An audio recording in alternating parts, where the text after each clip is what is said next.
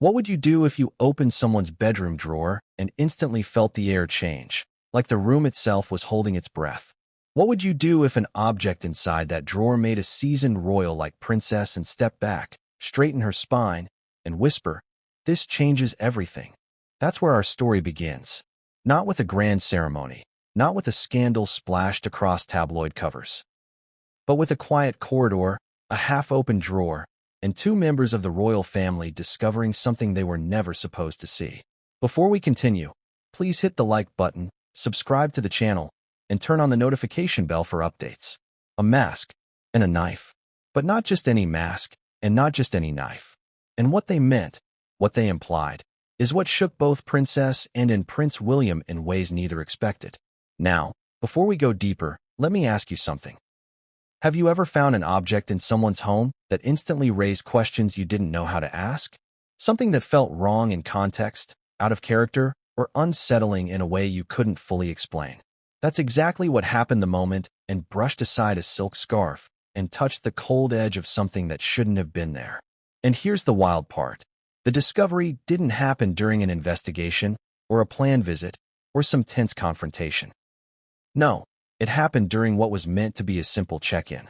A brief, private, unannounced visit to Royal Lodge, the residence of Sarah Ferguson. A visit that immediately went sideways the moment they stepped inside. Why were Anne and William there in the first place? That's the question people always jump to. And honestly, it's a fair question. But the real answer is simple. Tension had been building behind the scenes for months. Little things. Odd things. Subtle changes in Sarah's behavior. Private conversations that ended abruptly when someone entered the room. Unexplained absences that didn't line up with where she claimed to be. None of it was dramatic enough to spark headlines. None of it was serious enough to justify public concern. But it was enough to make Princess pause.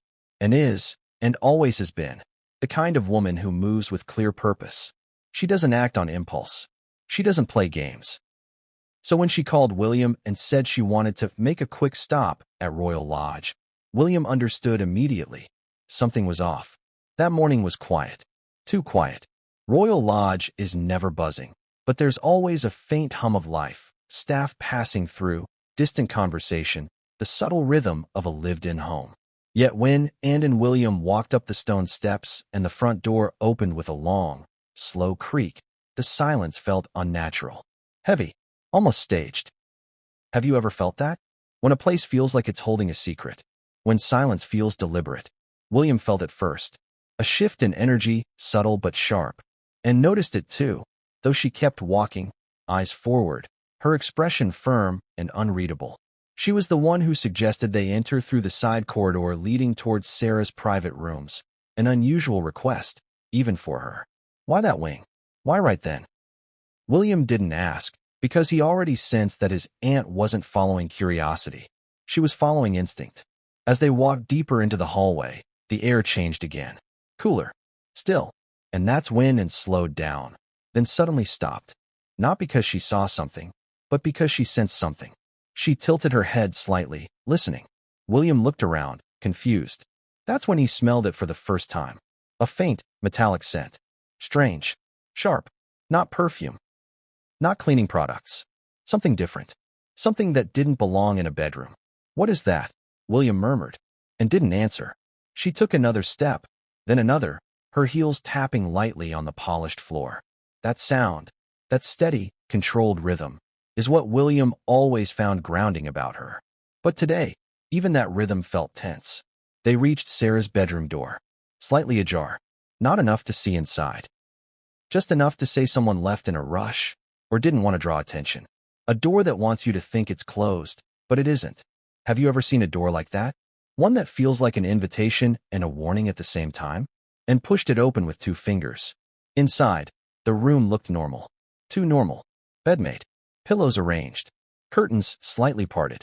But the normality itself was unsettling, like a set prepared for a show, not a real living space. William stepped inside and immediately noticed a shawl lying on the floor. Strange. Sarah was never careless with her things, especially expensive cashmere shawls. Anne's voice cut through the silence. "This isn't right." She said it with the tone of someone who has replayed a worrying scenario in her mind far too many times. William watched her move across the room with a kind of urgency he rarely saw from her. She wasn't snooping. She was searching. Then she saw it. A drawer. Just slightly open. A fraction. Like someone opened it halfway and then stopped. Or like someone else opened it without permission, then tried to close it quickly but didn't align it properly. It was the only thing in the room out of place, and reached for it immediately. William felt a sudden rush of tension in his chest, a primal instinct warning him not to let her look inside. But instinct wasn't going to stop Princess Anne. In one motion, she pulled the drawer fully open. And that's when everything changed. It took her a moment to process what she saw. Her hand hovered halfway inside the drawer before she even touched anything. William, standing slightly behind her, leaned to look over her shoulder and froze. A mask.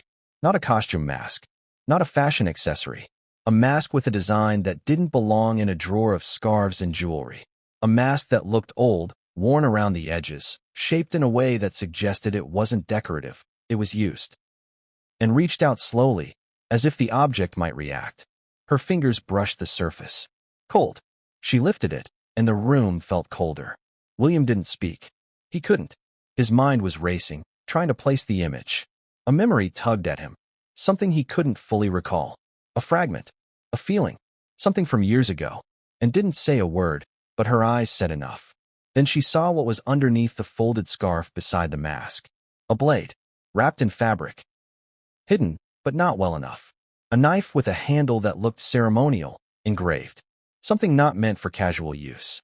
Something with history, purpose, meaning. William stepped back, startled. Sarah Ferguson. A mask. A knife. In her private drawer. Nothing made sense. And yet, the longer the silence dragged on, the heavier the truth felt. And touched the scarf gently, then lifted it enough to see the full shape of the blade. Her breath caught. She didn't gasp, and doesn't gasp. But her inhale was sharp, controlled, shaken. Then William saw something else. A piece of paper. Folded. Tucked under the knife. A note. "What is that?" he whispered. And didn't move at first. She just stared at the folded note as if it contained a memory she was afraid to revisit. Finally, she lifted it. Carefully, slowly, like it might break apart if handled too roughly. And as she unfolded the first corner, William saw her face change. Her expression didn't show fear. It showed recognition. Recognition mixed with disbelief and something darker. "What does it say?" William asked, and didn't answer. Instead, she whispered a name. A name William had not heard in years. A name that carried weight, darkness, and questions he had never received answers to. And then she said something else. A single sentence. A sentence that made William's stomach drop, made the room feel heavier, made every object in that drawer suddenly look dangerous. This wasn't meant to be found. The silence that followed was suffocating. Because whatever was happening, whatever Sarah was hiding, whatever meaning the mask and knife held, it was only the beginning. And what came next would change everything, and no one saw it coming. Have you ever had a moment where a single sentence changes the temperature of the room? Where someone says something so heavy, so loaded, that you instantly know there's no going back from what comes next? That's exactly what happened the moment Princess Anne whispered, "This wasn't meant to be found." Because after that needle-sharp silence, after that eerie realization, everything in that bedroom shifted. And the real question became, if this wasn't meant to be found, then what else wasn't meant to be seen? And didn't move at first. Neither did William. They were both suspended in that fragile second where shock and suspicion overlap. But something deeper was happening beneath their calm faces, something neither of them wanted to fully acknowledge yet. Because this wasn't just about a mask or a knife anymore. This was about intent, about secrecy, about why two senior royals found themselves standing inside a room that suddenly felt like a vault full of answers they weren't prepared for. And that brings us to the real beginning of this chapter, the unplanned visit. Because nothing they were about to uncover would have happened if Anne hadn't insisted on stopping by Royal Lodge without warning. Why did she do it? Why today? Why bring William, of all people? You might think it was a coincidence, a gut feeling, a small internal alarm telling, and that something was off. But the truth is far more complicated and far more revealing than simple intuition. Let's rewind to earlier that same morning. William had been in his own residence, caught up in a quiet moment reviewing documents, when he received a brief, clipped message from, and that read, "Meet me at Royal Lodge." Quietly. No explanation. No context. Just those 5 words. Now, if it had come from anyone else, he might have questioned it. But when Princess and sends you a message like that, there's no debate. You show up. William drove there himself. No convoy. No marked vehicles. No formal notice. The roads were calm. The sky overcast. The kind of British morning that felt suspended between moods. Neither bright nor dark. Just unsettled. He arrived 15 minutes before and then waited in a discreet pull-off spot lined with old trees. He didn't ask questions when she stepped out of her car and got into his. She didn't offer answers. She simply said, "We're going inside. Now here's something interesting." William had noticed, even before and said a word, that something was tense about her. Different, and is usually composed, sharp, strategic. But on this morning, her movements were just slightly quicker, her eyes more focused, almost scanning for something. Have you ever seen someone who looks like they're trying not to appear alarmed? That was, and the exact kind of person who doesn't get rattled easily, now showing the faintest tremor beneath her calm. And William picked up on it immediately. "What are we looking for?" he asked. "We'll know when we see it," she replied. That answer wasn't just vague, it was deeply unlike. And William felt his chest tighten with a kind of anticipatory concern he couldn't quite explain. As they walked toward Royal Lodge, everything looked normal from the outside. Birds on the lawn, trees stirring gently in the breeze. Nothing alarming, nothing unusual. But that's the tricky part about secrets, isn't it? They never look dramatic from the outside. They hide in plain sight, in shadows, in routines, in quiet corners of someone's home.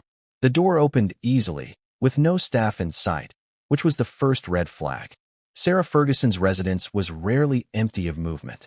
There were always footsteps, voices, the hum of activity. But today, nothing. The stillness hit them like a cold wave, and didn't call out for Sarah. She didn't announce their arrival. Instead, she moved with purpose, heading directly for the side corridor that led toward the private bedrooms. That's when William knew, without a doubt, that and had a specific destination in mind. Had she been here recently? Had she seen something before? Had someone come to her with a warning? William didn't know, but he followed, because the urgency in Anne's steps left no room for hesitation. Then came the moment that changed the entire day. They reached Sarah's door, slightly ajar, and just inside the room, the shawl on the floor. William crouched and picked it up slowly, examining it.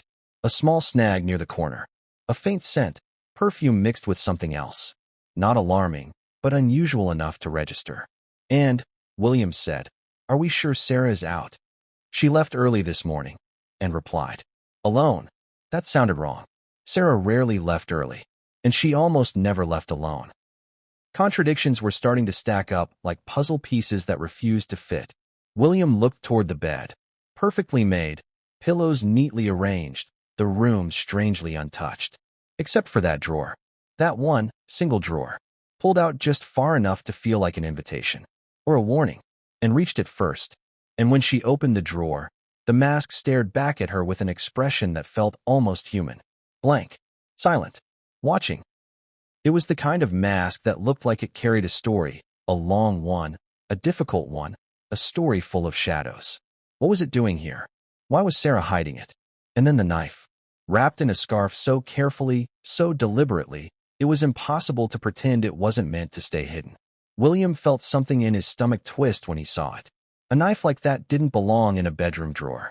It belonged in ceremonies, rituals, events with deep historical meaning. But here it was, tucked away like a secret. And beneath the knife, the note. That note could have been anything. A letter, a reminder, a harmless scrap. But the way Anne reacted? The way her hand trembled ever so slightly when she opened the corner? That told William one thing. This wasn't harmless. Not even close. The name she whispered afterward, a name tied to whispers, old rumors, untold stories, hit William like a slap. And you could see it, even in the quiet stillness of that private room, that nothing would be the same after this. But here's the thing. This discovery, the mask, the knife, the note, it wasn't the true beginning. It was the middle of a story already unfolding long before today. A story and didn't fully share. A story William didn't know he was walking into. And the deeper they found themselves pulled into it, the more they realized that this wasn't about objects. It was about timing. It was about secrets. It was about why these things were hidden now, and why someone might have wanted them found. But before they could even begin to piece together what the drawer revealed, before they could form theories, or ask questions, or even make sense of what the mask represented, William frowned, because the air shifted again. A sound, so soft it barely existed. A floorboard, a breath, a presence. Someone else was in the house. Someone who shouldn't have been there. And that's when William turned sharply toward the hallway, heart pounding, eyes narrowing as he tried to catch the movement he was sure he saw. Because what came next wouldn't just deepen the mystery. It would flip the entire situation on its head. And no one saw it coming. Have you ever felt watched before you actually see anyone watching you? That creeping sensation at the back of your neck, like a pinpoint of cold pressure reminding you that someone, somewhere, is too close. That's exactly what William felt in that split second after hearing the faint shift of wood somewhere in the hallway.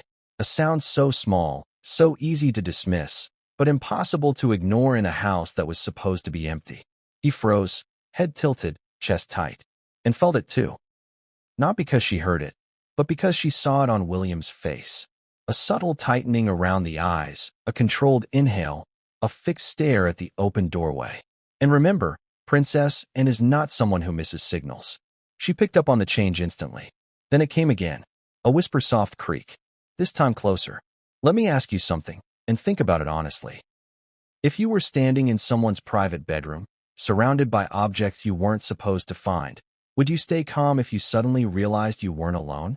Because that was the moment the entire atmosphere of Royal Lodge shifted from unsettling to threatening, and lifted a finger. A silent command for William to stay alert. The room suddenly felt alive in the worst possible way. And the scent, the strange metallic scent William noticed earlier. It grew stronger now, drifting in faint waves from the hallway. It was as if the air itself was pulling them forward, trying to lure them into the unknown. William's mind was running faster than he could control. His instincts were firing warnings, layering them over each other like an emergency broadcast in his brain. Because this wasn't a simple someone else's home. This felt different. Wrong. The kind of wrong that lives in your bones, not just your thoughts. And stepped quietly toward the doorway, her hand hovering just beside the handle, not touching, but close enough to react instantly. William watched her, confused but trusting her judgment. Something about the angle of her posture told him she was no longer thinking about the mask, the knife, or even the note. She was calculating risk. She was worried. How often does that happen? How often does Princess, and the one royal who walks into chaos like it's a casual stroll, ever look worried? Meanwhile, the hallway outside the room felt impossibly long, dim still, like the walls were holding their breath. Have you ever been in a place where silence becomes its own character? Where silence stops being peaceful and instead turns heavy, almost sentient? That was the corridor now. A long spine of shadow that seemed to stretch further than it should. William took one step forward, and that's when he smelled it again, much clearer this time. Metallic, sharp, almost like the scent of cold steel, mixed with something faintly chemical. It shouldn't have been there. Sarah's home was warm, soft, filled with candles and floral scents. Nothing in Royal Lodge ever smelled like this. And yet, here it was, in the air, settling into the back of William's throat. And, he whispered, something's wrong. She nodded once, her jaw tightening. But instead of staying near the door, she moved back toward the bed, slowly, carefully, her eyes scanning the room. She wasn't retreating. She was analyzing, putting distance between herself and the hallway so she could see the entire entrance. A strategy, a defensive tactic, something she learned long before this moment. William mirrored her movement without realizing it. And then, out of nowhere, the bedroom door moved. Only an inch. If and hadn't been watching that exact spot, she might have missed it altogether. But she saw it. William did too. That small, quiet shift that suggested a pressure on the other side. A hand, maybe. A shoulder. Someone leaning just enough to test whether they could push it further. And here's the important part. The door wasn't fully open to begin with. It had been pushed wider when it opened it earlier. But now, someone outside was adjusting it. checking it, assessing the room inside without revealing themselves, and mouthed one word to William. Hide. It wasn't a suggestion. William moved instinctively, stepping to the side so he wasn't in full view, and positioned herself near the edge of the bed, angled so she could see the hallway but not be seen immediately. The air felt electrified now. Every second stretched into 10. Whoever was outside the door, they were waiting, listening, maybe trying to determine if the room was empty, maybe deciding whether to enter, maybe already knowing someone was inside. William's pulse hammered against his ribs. He knew they couldn't stay like this forever, so he leaned in and whispered, "Should we announce ourselves?" And didn't respond immediately. She stared at the door, at that sliver of hallway visible through the gap. Then she shook her head, not sharply, but firmly. "No," she whispered. "Not yet. You know what that means, right? It means," and didn't believe this person was friendly. "It means she believed revealing themselves could escalate things. It means she was ready to confront someone who might not want to be confronted." The house had gone completely still now, so still that William could hear his own breath. And then the silence broke. A soft footstep, followed by another. Someone trying to move quietly, but not quietly enough. They weren't walking toward the room. They were walking away from it. Anne's eyes narrowed. William listened hard. The footsteps faded, then stopped abruptly. A pause.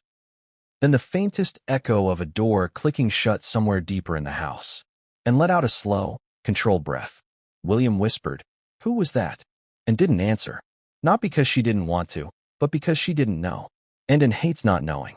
She stepped toward the doorway, move by move, careful as a predator stalking something it hasn't fully identified. William followed, though part of him hesitated. He wasn't afraid, but he knew that whoever had just been there, they hadn't been passing through casually. And then William noticed something and hadn't seen yet. A faint trail on the wooden floor, barely visible. A smudge, as if someone dragged something lightly along the surface. It stretched from the hallway entrance to the bedroom door, then back into the shadows. He knelt down, fingertips hovering over the faint mark, and turned back. "What is it?" "I don't know," he said, "but it wasn't here when we walked in." And here's where things get even more unsettling. The mark wasn't dust disturbed by shoes. It wasn't dirt. It wasn't debris from the shawl. It looked smeared. Light. Thin. But smeared. Have you ever been so close to the truth that it brushes against you but refuses to reveal itself? That was this moment. A moment where William felt answers orbiting just outside comprehension. And straightened, weighing decisions. Do we follow? Do we investigate? Do we retreat? These questions hovered in the air, thick as fog. But before William could finish his thought, Anne's attention snapped back to the room. She glanced toward the drawer, still open, still holding the mask, the knife, the note. A realization hit her so hard she whispered it aloud before thinking. That person knew about the drawer. William stared at her. "What do you mean?" And didn't respond. She didn't have to, because the truth was obvious now. Someone else had been here recently. Someone who knew exactly what was hidden. Someone who didn't want or William discovering it. And that raised the most dangerous question yet. Were they too late to stop whatever was happening? Or were they right on time for the part that no one was supposed to witness? Because the next moment, the next discovery, would shatter the fragile sense of control and thought she had. And it all started with something small. Something simple. Something William noticed first as he turned back into the room. The edge of the drawer was sticking out further than before. Have you ever looked at something familiar, a door, a drawer, a simple object, and suddenly realized it had changed when your back was turned? That creeping awareness that someone, somehow, had touched what shouldn't have been touched?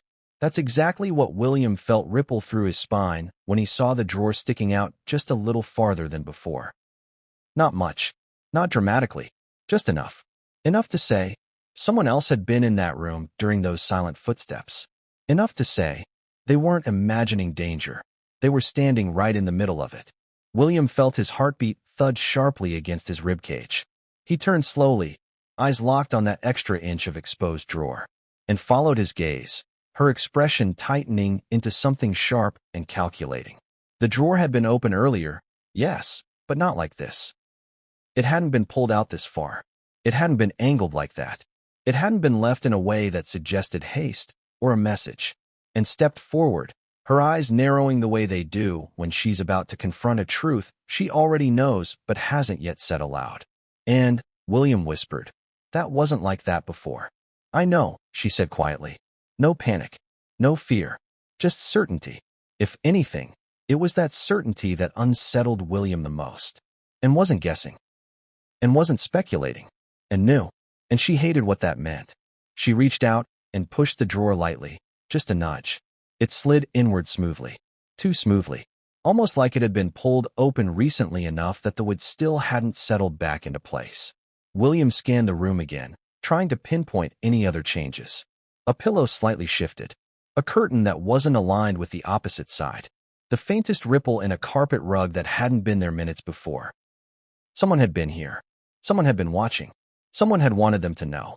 Let me ask you something. Doesn't that kind of subtle intrusion scare you more than loud, obvious danger? The kind of presence that moves quietly enough to leave almost no trace, but definitely enough for you to realize they were close. Too close. And crouched in front of the drawer, her hand resting lightly on the edge. She didn't open it again. She was studying it. Observing. Reading the drawer the way some people read expressions.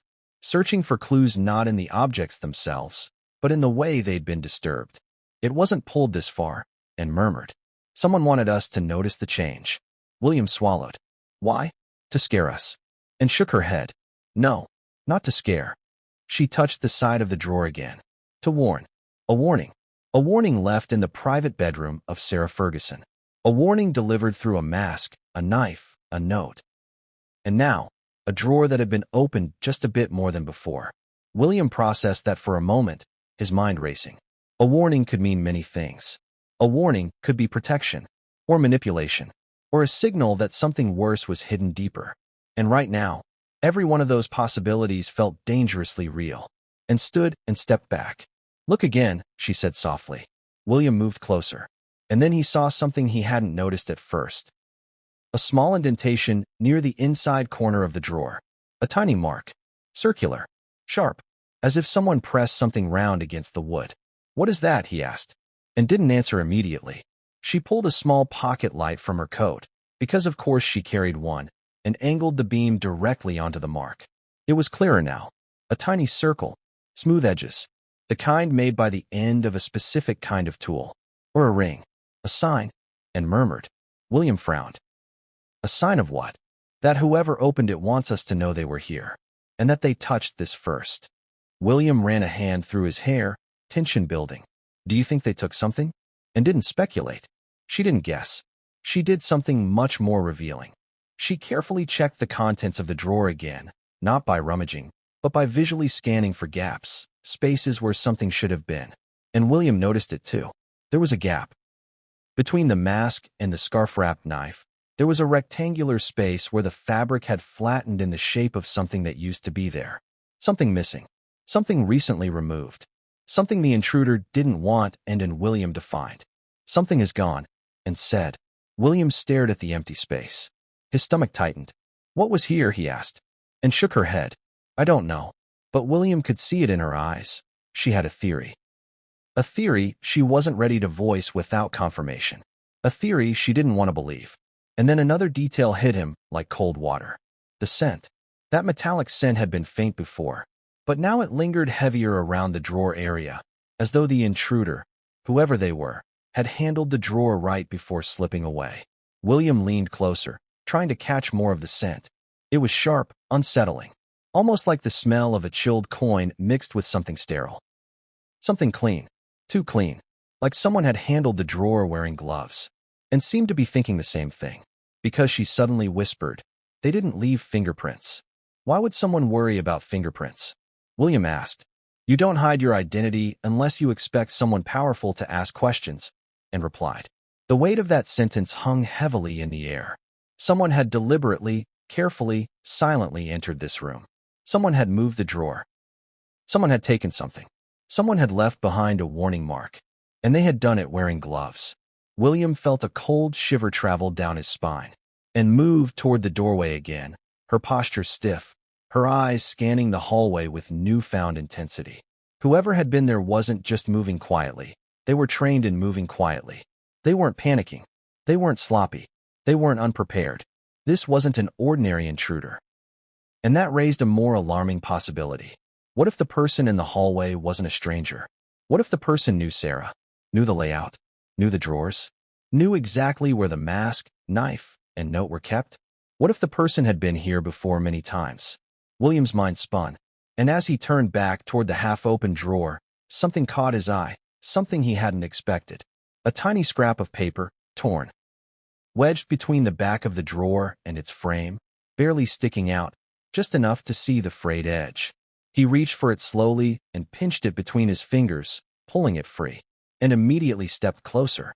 The scrap was small, no bigger than a postage stamp, its edge torn unevenly, as if ripped from the missing object. There were faded lines across it, part of a sentence that had been sliced in half. William held it up and leaned in. The partial words read, "Not safe." William felt his stomach drop. Not safe. Not safe from what? Not safe from whom? And took the scrap, her face darkening. This was meant to stay hidden. Someone removed the rest. William looked at her. And, do you think Sarah knows about this? And then came a silence heavier than all the others so far. And didn't answer. She didn't need to. Because the truth was twisting into an even darker shape, one neither of them was prepared for. And before either of them could process what the missing object meant, or what the scrap implied, or who had moved the drawer, a sound echoed from deeper in the house. Much louder, much clearer, a door slamming shut. Not quietly, not stealthily, not subtly. This time, it sounded like someone wanted them to hear it. But what came next would change everything, and no one saw it coming. What kind of mask makes a royal freeze in place? What kind of mask sits hidden under silk scarves in a drawer that someone clearly didn't want discovered? And more importantly, what kind of mask makes princess and whisper the kind of sentence that feels like a verdict? Because the moment that door slammed somewhere deeper inside Royal Lodge, William and In both jerked their heads toward the noise and instantly turned back toward the drawer. Whoever was in this house. They weren't running anymore. They were announcing themselves. And that changed the entire energy of the room. But before they moved toward the sound, something else happened. Something subtle, something almost unnoticeable, but deeply important. Anne's eyes drifted back to the mask. Not in fear, not in confusion, but in recognition. And that's what should terrify you. Because this wasn't the look of someone discovering a random object. This was the look of someone seeing a ghost from their past. And the longer Anne stared at that mask, the less this felt like a mystery, and the more it felt like the resurfacing of a buried truth. William saw it in her face, too. He stepped closer, speaking quietly, carefully. And, "You've seen something like this before." And didn't respond at first. Her eyes were locked on the mask like she was trying to read something that wasn't written. Finally, she whispered, "I hoped I never would again. Let me ask you something. What object from your past would unnerve you so much that you'd hoped never to see it again? An old letter? A photograph? A symbol tied to something painful?" For Anne, this mask wasn't just an object. It was a key, a reminder, a warning, and she wasn't ready to explain it yet. William slowly reached into the drawer and lifted the mask, turning it so the light caught its details.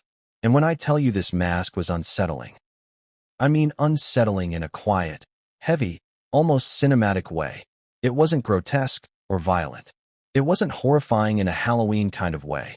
It was unsettling because it was too plain and too old. The surface was smooth, almost polished, but worn at the edges. Faded. The eye holes just wide enough to suggest anonymity, not expression. The mouth was a thin line, neither smiling nor frowning. It was emotionless, blank, the kind of mask used not for disguise, but for erasure. William traced the edge with his thumb. "What is this made of?" he whispered, and answered immediately. "Not porcelain, not plaster, something harder, older." The weight of the mask told its own story. This wasn't a costume piece. This wasn't something bought online or gifted for fun. It was crafted with intention, purpose. William studied it further, then realized something chilling. The inside was lined, not with fabric, not with leather, with writing. Tiny, etched script that circled the interior in faint, almost invisible lines. He squinted, angling it closer to the light. "And did you see this?" And stepped closer sharply. "Let me see." William turned the mask inward, revealing the faint text. Anne's face drained of color. The script wasn't any language William recognized. It was old, stylized, symbols mixed with letters. Fragments. Markings. Notations. Not English. Not French. Something else entirely. Something that looked like it belonged in an archive, not a bedroom drawer. Anne whispered one word. No. That single word told William everything he needed to know, and didn't just recognize the mask. She knew the origin, and it terrified her. And, William said, voice firm, you have to tell me what this is. And closed her eyes for a moment, steadying her breath. When she opened them, she didn't look at William. She looked at the mask like it was a confession. This mask, she said quietly, was part of something we decided to leave in the past. William frowned. What do you mean? It shouldn't exist anymore. A contradiction hung in the air like fog. Why would something that shouldn't exist reappear in the drawer of Sarah Ferguson, of all people? Why here? Why now? Why connected to a knife and a note? And most importantly, why did someone else rush into the house to remove whatever else was in that drawer? There were too many questions. But one stood above the rest. How did Sarah Ferguson come into possession of something that Anne believed was destroyed decades ago? William's mind churned, trying to connect dots he didn't yet understand. Anne reached out and took the mask from him, holding it at arm's length like it carried something radioactive. We can't stay here, she said. Not with this. Not knowing who else is in this house. But before she could set the mask down, something caught William's attention. A faint discoloration on the mask's underside. He leaned in. A smudge. Brownish. Not dirt. And, he said, look. And tilted the mask toward the light. The smudge was faint, but unmistakably organic. Not paint. Not dust. Not age. Something else. William's stomach tightened. Is that? And didn't let him finish. Don't jump to conclusions, she said sternly. It could be anything. But the problem was not what it could be, it was what it looked like. Because whatever it wasn't supposed to be on the interior of a mask like that. William exhaled slowly. And, we need to find the missing object. Whatever was taken from this drawer, it's connected. And nodded, though reluctantly. But then William asked the question hanging in both their minds. Do you think Sarah knows about this? And silence was the loudest answer possible. Because if Sarah didn't know, then who placed it here? And if Sarah did know, then why had she hidden it so poorly? Why now? And why leave behind something with symbols that Anne clearly recognized, and clearly feared? William looked toward the door, toward the hallway where that intruder had walked quietly away before slamming something deeper in the house. We need to find who else is here, he said. But, Anne shook her head.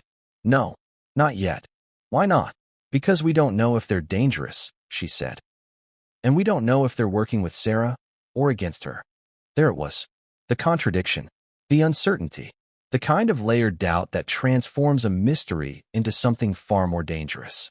A second later, William noticed something else, something he hadn't realized before. The metallic scent lingering in the air. It wasn't coming from the hallway anymore. It was coming from the mask. The realization sent a cold rush through him. And saw the look in his eyes and lifted the mask closer to her face. Not too close, but enough to confirm it. The mask smelled like metal. Metal, and something faintly sweet. William whispered. And why would a mask smell like that? And didn't answer. Instead, she stared at the mask like it had betrayed her. And then she said the most chilling sentence of the morning. This isn't just a mask. She lowered it slowly.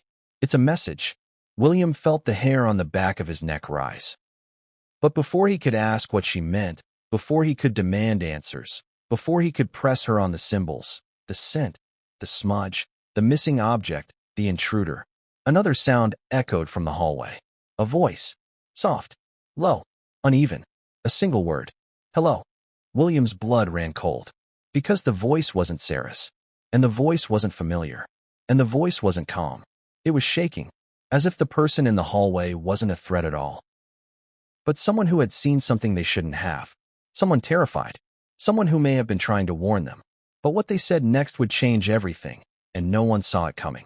Have you ever heard a voice that sounded so fragile, so thin, that it immediately made you question whether the person speaking was in danger or carrying danger with them? That's exactly what William and felt the moment that shaky hello drifted through the hallway. Not aggressive. Not commanding. Not confident. But quiet. Uncertain. like the person behind it wasn't sure whether they wanted to be found or feared being found. William turned sharply toward the door, his pulse pounding, and held the mask tightly in one hand. Not because she intended to use it, but because she wasn't about to leave evidence behind for someone else to touch. Her other hand hovered near her coat pocket, ready for anything. The silence that followed the voice was unnerving. It lingered. It thickened. It waited. And neither of them moved. Because here's the truth. Sometimes the quietest knock is the most dangerous. Sometimes the softest voice belongs to the person who knows the darkest secret. Sometimes the ones who whisper are the ones with the most to lose. And stepped forward first. Of course she did. William followed, every sense alert. They reached the doorway, the air colder than before, the metallic scent drifting like a warning. And then, just as William was about to speak, the voice came again, still soft, still trembling. I didn't take anything. Not who are you? Not what are you doing here? Not please help me. No. The very first thing this mysterious person offered was a denial. A denial no one had asked for. Let me ask you something. Who leads with I didn't take anything? The innocent? Or the guilty? And William exchanged a look. Both understood the implication. Show yourself, and said, her voice controlled but firm. Nothing moved. Not a shadow. Not a breath. Not a floorboard. Then, from behind the corner of the hallway, a figure slowly emerged. A staff member. Young. Nervous. Pale. Their uniform was slightly disheveled. Their hair undone as if they'd been tugging at it. Their eyes darting between and in William like they were trying to calculate the safest way to exist in this moment. I didn't take anything, they repeated, voice cracking. I swear. Anne's expression didn't change. She simply studied them, deeply, calmly, and with a penetrating sharpness that made people confess before she even opened her mouth. Why are you here? She asked. The staff member swallowed hard. I heard something earlier. I came to check. Sarah told me. She said if anything ever sounded wrong, I should. They trailed off, suddenly realizing they'd said too much. William's eyes narrowed. She told you to check what exactly? Silence. The staff member looked down. Their hands shook. Their gaze flicked, just briefly, toward the bedroom drawer, and caught it instantly. You're not telling us everything, she said. The staff member exhaled shakily. Please, you don't understand. She made me promise not to say anything unless something was found. Found, William echoed. Found what? The staff member hesitated again, eyes flicking back toward the drawer, toward the mask, and still held. And that was enough. William stepped forward. You knew about the drawer. The staff member's breath hitched. No, I just. Tell us the truth, and said, voice quiet but unmistakably authoritative. The staff member's resolve crumbled instantly.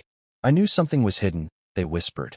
She didn't tell me what, but she said, if anyone ever looked for it, or if something changed in her room, I should check. To see if. They stopped again. If what? William demanded. If someone got to it first. A cold wave rolled down William's spine. Someone got to it first. It explained the smell. It explained the missing object. It explained the drawer being pulled further open. It explained the intruder.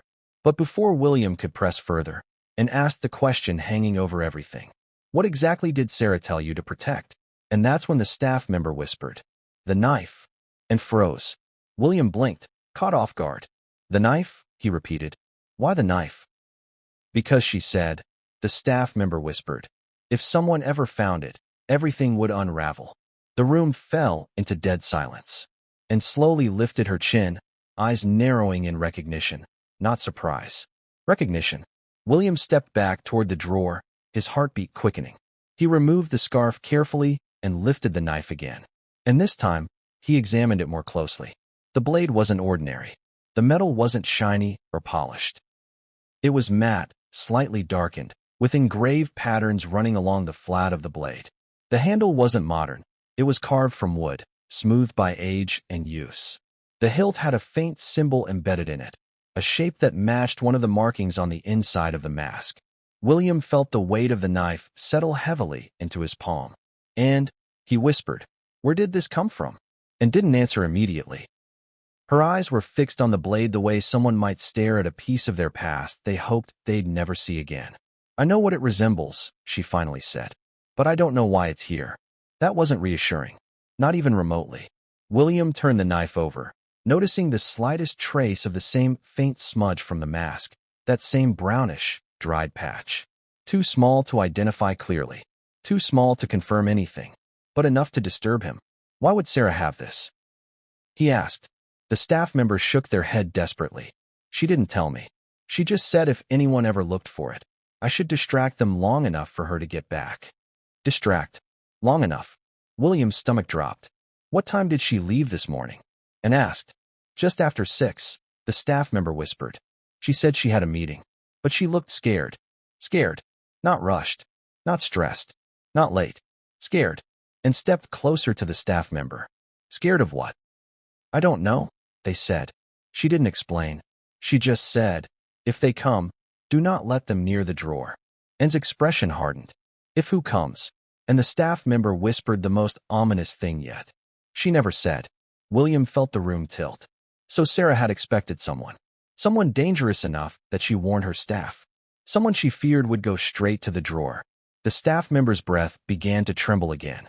She said if anyone at all, tried to open that drawer, it would mean the past was coming back. And absorbed that in eerie silence. The past was coming back. Then William looked down at the knife, at the symbol on the hilt, the scratches on the blade, the weight of history embedded into the handle, and a question formed in his mind that he didn't want to say aloud. What was this used for? And looked at him, the answer heavy in her eyes. Ceremony, she said. Ceremony for what? William asked. And didn't answer. She didn't need to. Because the room suddenly shifted again, the air tightening as a cold realization washed over her. She turned sharply toward the staff member. Where is the other object? She demanded. The staff member froze and took a step closer. The object that was taken. Where is it? I don't know. Someone took it. And snapped. Someone was here. Where did they go? The staff member backed against the wall, terrified. I didn't see. I swear I didn't see. And clenched her jaw. Fury and fear mixed in a way William had rarely seen from her. Because whichever object was missing, it was the part of the drawer that mattered most. And before William could ask what that object could have been, before and could calm herself enough to explain, before the staff member could offer anything useful, a loud, jarring thud echoed from upstairs, followed by a second, then a third, heavy, deliberate, slow, not footsteps, doors. Doors being closed. One by one, as if someone was sealing off parts of the house, as if someone was preparing for something, or someone was trying to trap them. William's blood ran cold, and whispered, "We're not alone." And what came next would cut deeper than any blade in that drawer, and no one saw it coming. Have you ever felt the atmosphere in a house change so drastically that even the walls feel like they're leaning in, listening?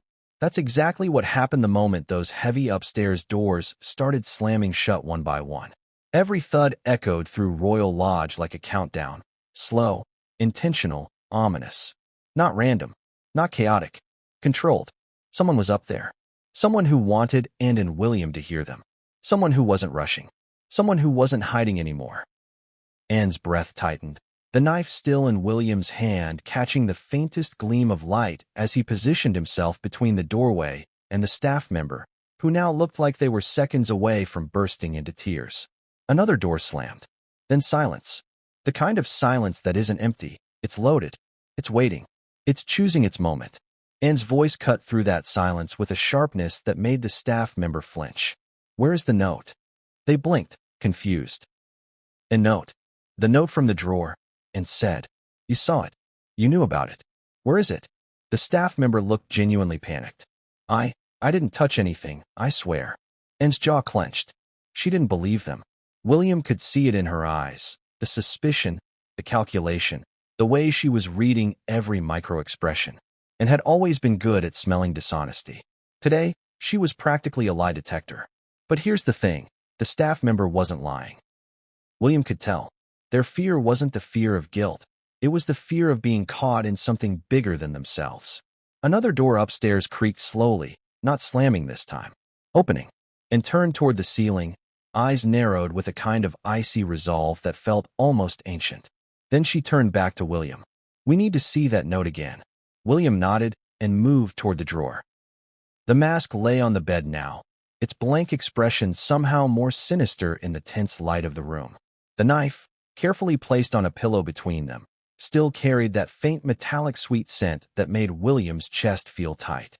But the note, the folded paper and had opened before, lay exactly where she had placed it earlier on the corner of the nightstand. He reached for it and froze. It was unfolded now. Someone had touched it, and saw the stillness in his posture and immediately stepped forward. "What is it?" William pointed to the note. "It wasn't like that." Anne's face hardened. "Someone's been in here again." William felt a ripple of cold panic travel down his arms.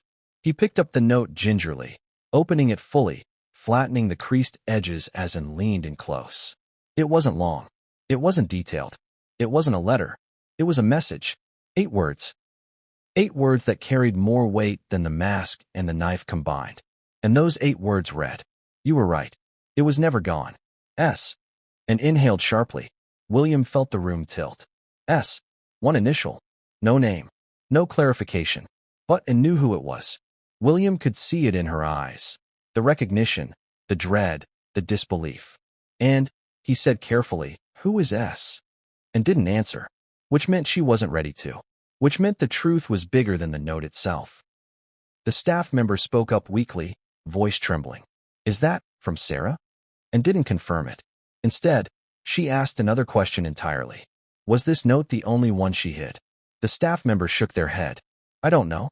She never let anyone in this room. She only said, if the drawer was opened, everything would start again. Everything would start again. Again." William repeated that word in his mind. Again implied something that had ended once, or was supposed to end. Something that was never fully resolved. He turned the note over. The back wasn't blank. A date was written there. A date that made William's breath catch in his throat. The numbers were faint, scribbled hastily, but unmistakable. 14/09/2001. And closed her eyes. William stared at her, stunned. "Is that real? That date, that's—" "Yes," and whispered. "A date only a few royal family members would recognize. A date tied to something buried so deep that even William barely remembered the context. And this note was connecting the mask and the knife to that day?" William felt a sickening, uneasy twist in his stomach. "Why that date?" he whispered, and shook her head. "This doesn't make sense. That was supposed to be—" She cut herself off. William's heart thudded. Supposed to be what? And stepped back from the note, hands trembling for the first time since they'd entered the room. "Supposed to be the end," she said quietly. "Not the beginning." The staff member watched them both in confusion. "What does that date mean?" Neither answered. Because before they could form words, before they could make sense of the note, before they could confront what "never gone" implied, the upstairs footsteps started again. Not slow, not haunting. This time, running. Running hard. Running directly across the floor overhead. Fast, deliberate, almost frantic. And snapped to attention. "Get back." William instinctively moved in front of the staff member, pushing them further into the bedroom as Anne positioned herself beside the doorway, ready for whatever, or whoever, was coming. The running stopped. Silence. Then, a single scream. Short. Cut off. Human. Not Sarah's voice. Not a stranger's. Not someone familiar. But a scream of someone who had just discovered something. Or someone who had just been found. Anne's face paled. William turned toward the hallway, pulse racing. "We have to go up there." "No," and said instantly. Not blindly. Not without knowing what we're walking into. Another sound echoed. A thud. A dragging noise. Something heavy shifting across the floor. The staff member covered their mouth, trembling violently. "What is happening?" they whispered. And didn't answer. William didn't either. Because the truth was spreading through the room like smoke. Unavoidable, suffocating, real. Someone else had been living inside this house. Someone who knew about the drawer. Someone who wanted the note found, but something else stolen. Someone who knew the date. Someone who knew the symbols and the mask. Someone who knew what the knife meant. And that someone wasn't hiding anymore. But the real blow, the real horror, wasn't upstairs. It was still in the note. "You were right. It was never gone. Never gone. Never gone." William felt his throat tighten. "What wasn't gone?" he whispered. And finally looked him in the eyes. And what she said next would unravel everything they thought they knew, and no one saw it coming. "Have you ever felt watched before you actually see anyone watching you?" That creeping sensation at the back of your neck, like a pinpoint of cold pressure reminding you that someone, somewhere, is too close. That's exactly what William felt in that split second after hearing the faint shift of wood somewhere in the hallway. A sound so small, so easy to dismiss, but impossible to ignore in a house that was supposed to be empty. He froze, head tilted, chest tight, and felt it too. Not because she heard it, but because she saw it on William's face. A subtle tightening around the eyes, a controlled inhale, a fixed stare at the open doorway. And remember, Princess and is not someone who misses signals. She picked up on the change instantly. Then it came again, a whisper-soft creak. This time closer. Let me ask you something, and think about it honestly. If you were standing in someone's private bedroom, surrounded by objects you weren't supposed to find, would you stay calm if you suddenly realized you weren't alone? Because that was the moment the entire atmosphere of Royal Lodge shifted from unsettling to threatening, and lifted a finger, a silent command for William to stay alert. The room suddenly felt alive in the worst possible way, and the scent, the strange metallic scent William noticed earlier. It grew stronger now, drifting in faint waves from the hallway. It was as if the air itself was pulling them forward, trying to lure them into the unknown. William's mind was running faster than he could control. His instincts were firing warnings, layering them over each other like an emergency broadcast in his brain.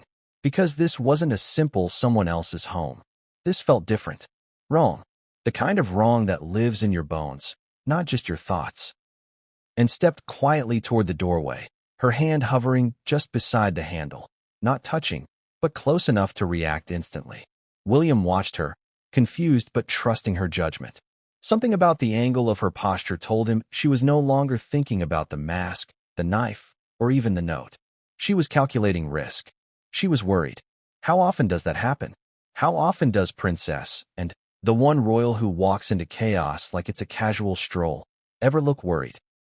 Meanwhile, the hallway outside the room felt impossibly long, dim still, like the walls were holding their breath. Have you ever been in a place where silence becomes its own character? Where silence stops being peaceful and instead turns heavy, almost sentient? That was the corridor now, a long spine of shadow that seemed to stretch further than it should. William took one step forward, and that's when he smelled it again, much clearer this time. Metallic, sharp, almost like the scent of cold steel, mixed with something faintly chemical. It shouldn't have been there. Sarah's home was warm, soft, filled with candles and floral scents. Nothing in Royal Lodge ever smelled like this. And yet, here it was, in the air, settling into the back of William's throat. And, he whispered, something's wrong. She nodded once, her jaw tightening. But instead of staying near the door, she moved back toward the bed, slowly, carefully, her eyes scanning the room. She wasn't retreating. She was analyzing, putting distance between herself and the hallway so she could see the entire entrance. A strategy, a defensive tactic, something she learned long before this moment. William mirrored her movement without realizing it. And then, out of nowhere, the bedroom door moved. Only an inch. If and hadn't been watching that exact spot, she might have missed it altogether. But she saw it. William did too. That small, quiet shift that suggested a pressure on the other side. A hand, maybe. A shoulder. Someone leaning just enough to test whether they could push it further. And here's the important part. The door wasn't fully open to begin with. It had been pushed wider when it opened it earlier. But now, someone outside was adjusting it, checking it, assessing the room inside without revealing themselves, and mouthed one word to William. Hide. It wasn't a suggestion. William moved instinctively, stepping to the side so he wasn't in full view, and positioned herself near the edge of the bed, angled so she could see the hallway but not be seen immediately. The air felt electrified now. Every second stretched into 10. Whoever was outside the door, they were waiting, listening, maybe trying to determine if the room was empty, maybe deciding whether to enter, maybe already knowing someone was inside. William's pulse hammered against his ribs. He knew they couldn't stay like this forever, so he leaned in and whispered, "Should we announce ourselves?" And didn't respond immediately. She stared at the door, at that sliver of hallway visible through the gap. Then she shook her head, not sharply, but firmly. "No," she whispered. "Not yet. You know what that means, right?" It means, and didn't believe this person was friendly. It means she believed revealing themselves could escalate things. It means she was ready to confront someone who might not want to be confronted. The house had gone completely still now, so still that William could hear his own breath. And then the silence broke. A soft footstep, followed by another. Someone trying to move quietly, but not quietly enough. They weren't walking toward the room. They were walking away from it. Anne's eyes narrowed. William listened hard. The footsteps faded, then stopped abruptly. A pause. Then the faintest echo of a door clicking shut somewhere deeper in the house. And let out a slow, controlled breath. William whispered, "Who was that?" And didn't answer. Not because she didn't want to, but because she didn't know. And Anne hates not knowing. She stepped toward the doorway, move by move, careful as a predator stalking something it hasn't fully identified. William followed, though part of him hesitated. He wasn't afraid, but he knew that whoever had just been there, they hadn't been passing through casually. And then William noticed something and hadn't seen yet. A faint trail on the wooden floor, barely visible. A smudge, as if someone dragged something lightly along the surface. It stretched from the hallway entrance to the bedroom door, then back into the shadows. He knelt down, fingertips hovering over the faint mark, and turned back. "What is it?" "I don't know," he said, "but it wasn't here when we walked in." And here's where things get even more unsettling. The mark wasn't dust disturbed by shoes. It wasn't dirt. It wasn't debris from the shawl. It looked smeared. Light. Thin. But smeared. Have you ever been so close to the truth that it brushes against you but refuses to reveal itself? That was this moment. A moment where William felt answers orbiting just outside comprehension. And straightened, weighing decisions. Do we follow?